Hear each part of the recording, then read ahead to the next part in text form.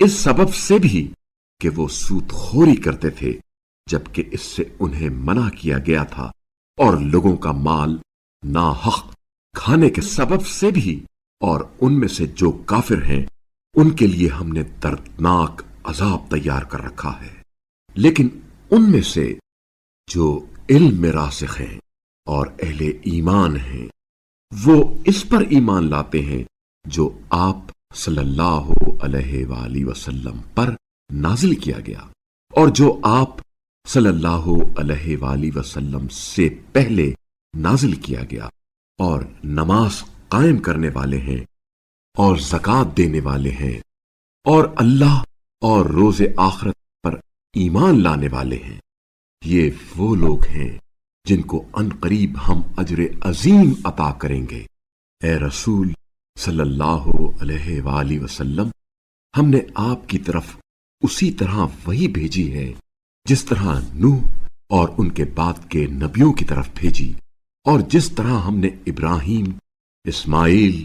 اسحاق، یعقوب، اولاد یعقوب، عیسیٰ، ایوب، یونس، ہارون اور سلیمان کی طرف وحی بھیجی،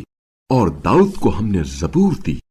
ان رسولوں پر وحی بھیجی جن کے حالات کا ذکر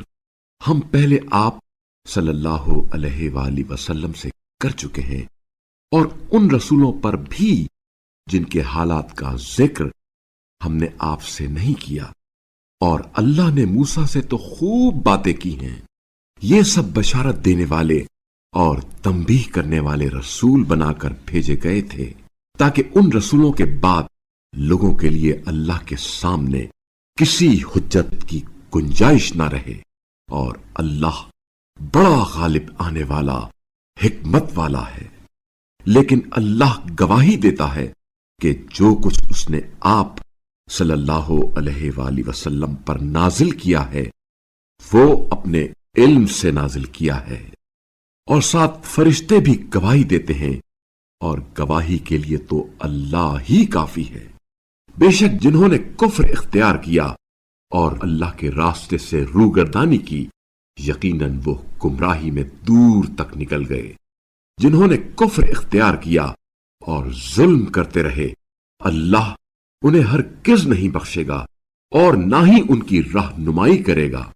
سوائے راہ جہنم کے جس میں وہ ابد تک ہمیشہ رہیں گے، اور یہ کام اللہ کے لیے نہایت سہل ہے۔ اے لوگو، یہ رسول تمہارے رب کی طرف سے حق لے کر تمہارے پاس آئے ہیں، بس تمہارے حق میں بہتر ہے کہ تم ان پر ایمان لے آؤ، اور اگر تم کفر اختیار کرو تو جان لو کہ آسمانوں اور زمین کی موجودات کا مالک اللہ ہے، اور اللہ بڑا علم رکھنے والا، حکمت والا ہے۔